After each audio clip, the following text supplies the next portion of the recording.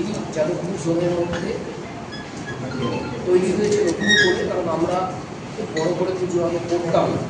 গত বছর থেকে সোশ্যাল মিডিয়ার হাত ধরে পুজোটার এস্টাবলিশমেন্ট হয়েছে মূলত, এবং গত বছরও প্রচুর বিদেশিরা আমাদের এখানে এসছে, প্রচুর মানুষ এসছেন, এবং একটা পূজা জোন তৈরি হয়ে গেছে কলকাতার মধ্যে এই জায়গায়। তো সেটাকে চিন্তা করেই আমরা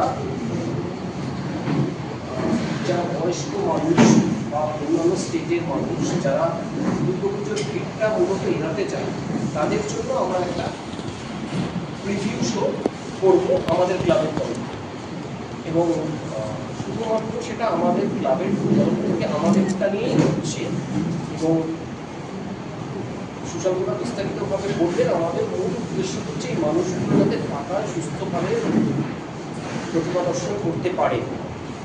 এবং আমরা যেটা ডিসিশন নিয়েছি যে আমরা 100 টাকা টিকিট রেখেছি, অন্যান্য প্রিভিউ শোয়ের মতো কয়েক হাজার টাকার টিকিট নয়, 100 টাকা, এবং কাপল এন্ট্রি 150 টাকা। তো সেটা অনলাইনে হবে, আমরা টাই আপ করেছি জোম্যাটোর সাথে। যে রেভিনিউটা সেখান থেকে আসবে এই 5 দিনের প্রিভিউ শোতে, সেই এন্টায়ার রেভিনিউটা আমরা ইস্কনকে ডোনেট করতে চাই, কারণ তারা যে কাজটা করে সমাজের জন্য তাদের সাথে আমরা থাকতে চাই। এবং দুর্গাপুজো থেকে এই যে একটা ভাবনা ভাবা যে এই রেভিনিউটা আমরা একটা ভালো কাজে, সামাজিক কাজে ব্যবহার করব, মূলত তার জন্যই আজকের এই প্রেস কনফারেন্সটা ডাকা। প্রভুজিও এসছেন, ওনাকেও আমরা আমাদের বক্তব্যটা জানিয়েছিলাম যে আমরা এটা করতে চাই, এবং উনি আজকে সামনাসামনি এসে দেখলেন যে কী কর্মকাণ্ড চলছে আমাদের এখানে, বা কী এক্সটেন্টে আমরা পুজোটা নিয়ে ভাবছি।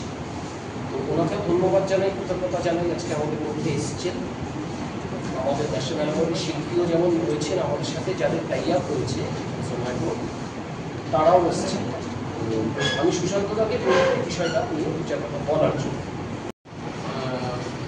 একটু আগে বললেন যে কোন উদ্দেশ্যে আজকে আমরা একত্রিত হয়েছি, এবং দুর্গাপুজো আজকের দিনে কলকাতায় শুধুমাত্র একটা পুজো নয়, শুধুমাত্র একটা উৎসব নয়, এটা শিল্পের ক্ষেত্র তৈরি হয়ে গেছে, যেখানে আমাদের কোনো শিল্পীদেরকে সুযোগ করে দেওয়া হয় যে আমাদের ভাবনা মানুষের সামনে উপস্থাপন করা হয়। তো আমরা চেষ্টা করি যে এটা অন্য আঙ্গিকে দুর্গাপুজোর ক্ষেত্রে দুর্গা পুজোটাকে উপস্থাপনা করা হয়, এবং তার কোনো ব্যতিক্রম এবছর থাকছে না। যেটা বাপ্পা বললেন যে এবছর দুর্গাপুজো ফেস্টিভ্যাল প্রিমিয়ার, যেটা 18 তারিখ থেকে 22 তারিখ পর্যন্ত আমরা কেন্দ্র শান্তি সংঘের মণ্ডপের একটা টিকিটিং শো করছি।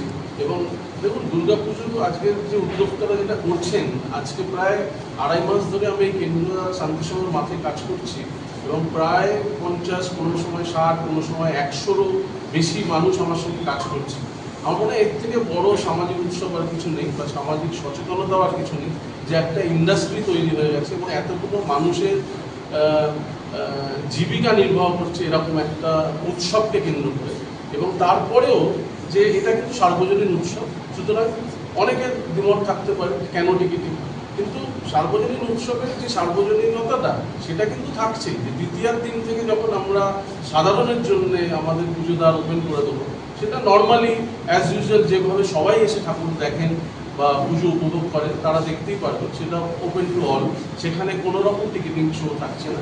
টিকিটিং শোটা স্পেশালি ফর দোজ পিপল যারা বাইরে থেকে আসছেন, যারা অন্য স্টেট থেকে আসছেন, অন্য কান্ট্রি থেকে আসছেন, এবং আমাদের কলকাতাতেও অনেক বয়স্ক মানুষ থাকেন যারা হয়তো ওই ভিড়টা, পুজোর সময় যে ভিড়টা, সেটাকে অ্যাভয়েড করতে চান, নিরিবিলিতে পুজোটা দেখতে চান।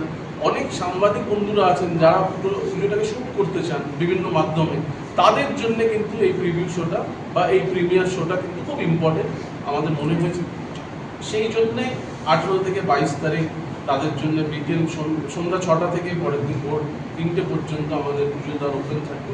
এবং বাপ্পার আরেকটা খুব ভালো ইনিশিয়েটিভ, যে এইরকম যে ফান্ডটা এখান থেকে যেটা জেনারেট করবে, সেটাও আরেকটা সামাজিক উদ্যোগে বা আরেকটা মহৎ কাজে কিন্তু তারা প্রভুজি এসছেন যে ইস্কনের হাতে তুলে দেবে। তা আমার মনে হয় এটা আরেকটা সচেতনতা, দুর্গাপুজোর আরেকটা নতুন দিক খুলছে, আরেকটা দিগন্ত খুলছে, যে দুর্গাপুজো যেমন সারা পৃথিবীকে কাছে আমাদেরকে ছড়িয়ে দিতে হবে, আমাদের এই উৎসবটা, আমাদের এই শিল্পটা মানুষকে দেখার সুযোগ করে দিতে হবে, এবং তার সঙ্গে আমাদের যে সামাজিক দায়বদ্ধতা থাকে কেন্দ্র করে যে দুর্গাপুজোটা হয় সেটাও তার ব্যাপ্তিটা এইভাবে করবে। district.in district.in ওয়েবেও পাওয়া যাবে, ডিস্ট্রিক্ট অ্যাপও অ্যাভেলেবেল আছে। টিকিটের 4টে ক্যাটাগরি আছে, যেটা বাপাদা বললেন যে 100 টাকা হচ্ছে সিঙ্গেল এন্ট্রি, যেটা 18 থেকে 22 মধ্যে যে কোনো দিন ওয়ান টাইম এন্ট্রি পাওয়া যাবে। কাপড়ের এন্ট্রি হচ্ছে 150 টাকা, আমরা গ্রুপ অফ 3 রেখেছি হচ্ছে 250 টাকা, আর একটা ফ্যামিলি 300 টাকা 4 জনের। এই সবগুলোই ওয়ান টাইম রিভিউ, মানে একবার যদি ওই আমাদের ওখান থেকে যদি রেডি হয়ে যায় ব্যাস একবারই রিভিউ করতে পারবে একটা রিভিউ। দুর্গাপুজো পুরো বিশ্বতে যে কলকাতায় সেলিব্রেশন হয়, এটা পুরো বিশ্বতে লোক এই সময়ের জন্য অপেক্ষা করে। আমরা জানি যে 2019 সালে আইআইটি খড়গপুর একটা রিসার্চ করেছিল।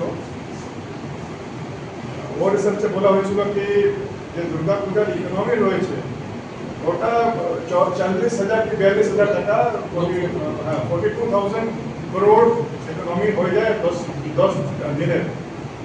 আজকে 2024 সালে লাস্ট ইয়ার যখন আবার ওরা রিসার্চ করলো তো পেলো এটা ওরা বললো কি প্রায় 80,000 কোটি টাকার ইকোনমিটা হয়ে গেছে দুর্গাপুজোর, জাস্ট ডাবল হয়ে গেছে 3-4 বছরের মধ্যে।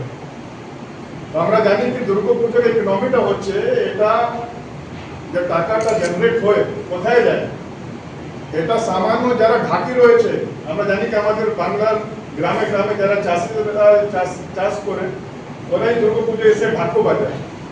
তো আপনাদের ইকোনমিক টাকাটা ঢাকির পাশে চলে যাচ্ছে, তারপরে পান্ডাল যারা করছে ওদের পাশে যাচ্ছে, যত লেবার মিস্ত্রি রয়েছে ওদের পাশে যাচ্ছে, আমাদেরকে আর্টিস্টদের পাশে যাচ্ছে। তো সোসাইটির টাকা সোসাইটিকে আবার সোসাইটি ভালোভাবে চলে ডিস্ট্রিবিউট হয়ে যাচ্ছে।